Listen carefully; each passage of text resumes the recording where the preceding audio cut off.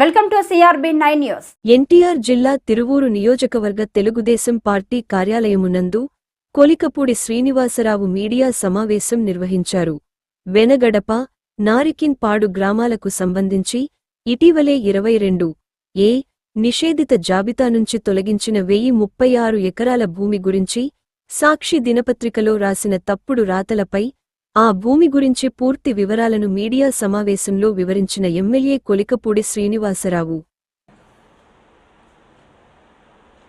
ఈ వార్త మెయిన్ పేజీలో ఈ స్థాయిలో రావటం చూసిన తర్వాత చాలామంది ఏమనుకోవచ్చు అంటే ఏదో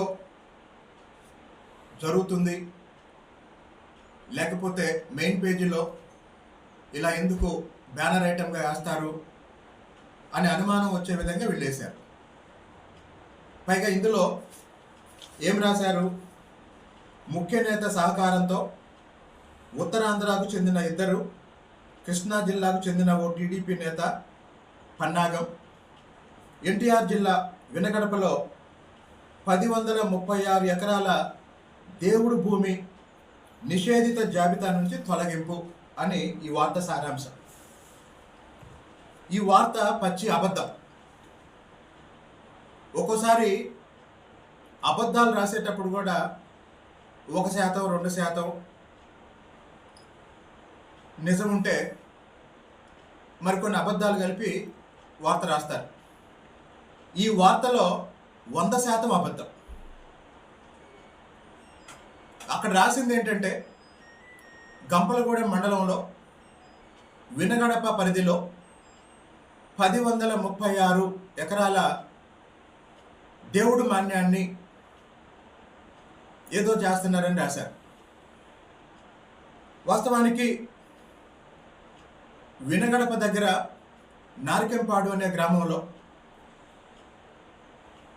1036 ఎకరాల భూమి ఒకప్పుడు 1956 ఆంధ్రప్రదేశ్ ఏర్పాటుకు ముందు లేదా 1953 ఆంధ్ర రాష్ట్ర ఏర్పాటుకు ముందు గంపలగూడెం ఎస్టేట్లో భాగంగా ఉండేది. అంటే గంపలగూడెం జమీందారీ భూమి. ఆ గంపలగూడెం జమీందారీ భూమిని రాష్ట్రం ఏర్పడిన తర్వాత Andhra Pradesh ఈనామ్ abolition and conversion into ryotwari act 1956, అలాగే Andhra Pradesh estates abolition and conversion into ryotwari act 1956. అంటే 1956లో ఆంధ్రప్రదేశ్ ఏర్పడిన తర్వాత ఆంధ్రప్రదేశ్ శాసనసభ భూ సంస్కరణ చట్టాల్లో భాగంగా తీసుకొచ్చిన 1956లో చట్టం జమీందారీ వ్యవస్థని రద్దు చేసింది. ఆ జమీందారీ వ్యవస్థని రద్దు చేసి అప్పటికీ ఆ భూములు ఎవరైతే సాగు చేసుకుంటున్నారో స్థానిక గ్రామస్తులు వాళ్ళకి రైతువారీ పట్టాలు ఇచ్చింది.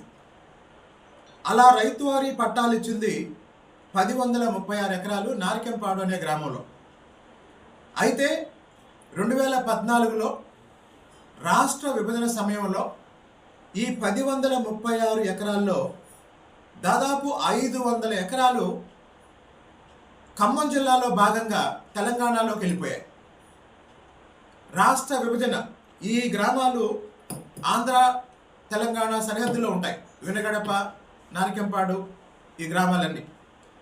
కాబట్టి ప్రస్తుతం ఇప్పుడున్న ఆంధ్రప్రదేశ్లో ఇప్పుడున్న తిరువూరు నియోజకవర్గం గంపలగూడెం మండలంలో ఈ వినగడప, నారికెంపాడు గ్రామాల దగ్గర ఉన్న భూమి 532 ఎకరాలు.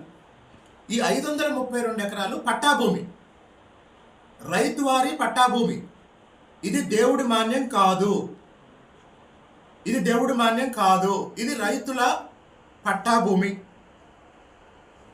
మరి ఎందుకు దీని మీద తప్పుడు వార్త రాశారు? అసలు ఇందులో ఉన్న సమస్య ఏంటి అంటే ఈ భూమిని రైతులకి పట్టాలు ఇచ్చేటప్పుడు 1036 ఎకరాలు రైతులకి పట్టాలు ఇచ్చే సమయంలో ఆ ఊర్లో వినగడపలో ఉన్న వేణుగోపాల స్వామి దేవాలయానికి ప్రతి సంవత్సరం ఎకరానికి రూపాయి చొప్పున రైతులు చెల్లించాలి అని ఒక షరతు ఉంది. ఆ షరతు ప్రకారం 2014 వరకు, అంటే రాష్ట్ర విభజన జరిగేంత వరకు ప్రతి సంవత్సరం కృష్ణా జిల్లా కలెక్టర్ నుండి 1036 రూపాయలు, కృష్ణా జిల్లా కలెక్టర్ నుండి 1036 రూపాయలు ఆ గుడికి ప్రభుత్వం చెల్లించింది. ఈ రైతుల తరపున 1036 ఎకరాలకి ఎకరానికి రూపాయి చొప్పున 1036 రూపాయలు ప్రతి సంవత్సరం కలెక్టర్ నుండి దేవాలయానికి అందింది. అయితే 2016లో కృష్ణా జిల్లా కలెక్టర్గా పనిచేసినటువంటి ప్రభాకర్ రెడ్డి గారు అనే అధికారి ఈ భూములన్నిటినీ, ఈ 1036 ఎకరాలని హోల్డ్లో పెట్టి రిజిస్ట్రేషన్లు ఆపేశారు.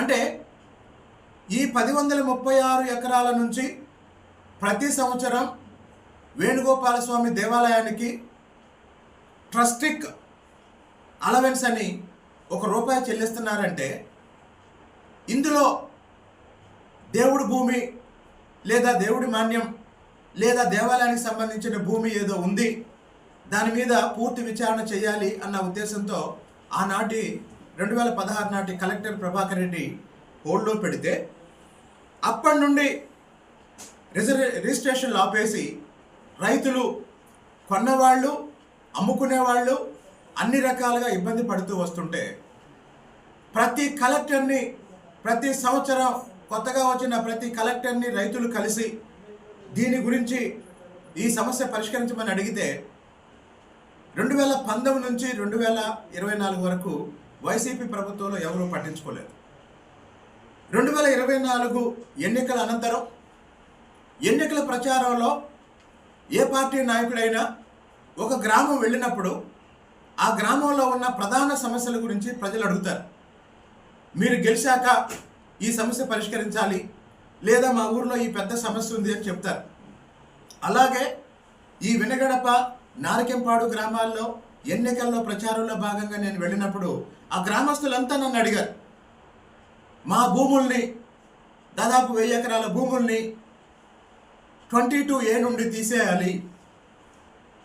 నేను ఎన్నికల ప్రచారంలో భాగంగా దానికోసం కృషి చేస్తానని చెప్పాను. ఎన్నికలు అయిపోయి నేను ఎమ్మెల్యేగా గెలిచిన తర్వాత, మా కూటమి ప్రభుత్వం ఏర్పడిన తర్వాత మొదటి అసెంబ్లీ సమావేశాల సందర్భంలోనే ఈ 1036 ఎకరాలకు సంబంధించి రైతుల వివరాలు, పట్టాలకు సంబంధించి దాదాపు 1000 పేజీల సమాచారం దేవాదాయ శాఖ మంత్రి ఆనం రామనారాయణ రెడ్డి గారికి నేను సమర్పించాను. ఆ తర్వాత విచారణ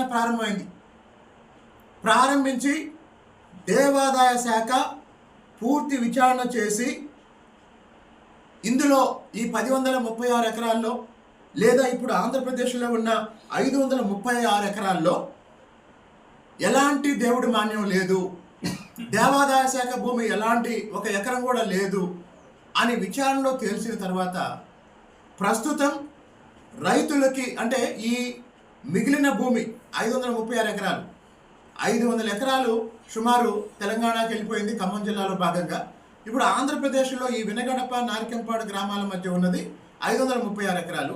ఈ 536 ఎకరాలని 22A జాబితా నుంచి తొలగించి రైతులకు అప్పజెప్పమని కలెక్టర్ స్థాయిలో ప్రస్తుతం పని జరుగుతున్న సందర్భంగా, అలాగనే నేను ఇటీవల రెవెన్యూ శాఖ మంత్రి గారిని కలిసి ఈ సమస్య గురించి మళ్ళీ వివరించిన తర్వాత వివాదానికి అవకాశం లేని భూములన్నిటినీ 22A జాబితా నుంచి తొలగించమని కలెక్టర్లకి చెప్పాము.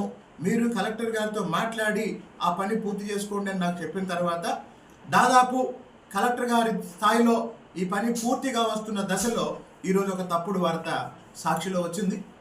కాబట్టి అందరికీ చెప్పేది ఏంటంటే ఈ వార్తలో 1% కూడా నిజం లేదు. తెలుగుదేశం పార్టీ నాయకులు కానీ లేదా మరొకరు కానీ లేదా ఆ వార్తలో పేర్కొన్నట్టు ఉత్తరాంధ్ర వాళ్ళు కానీ ఎవరు కూడా లేరు. ఇందులో ఉన్నదంతా రైతులు. ఆ రైతులు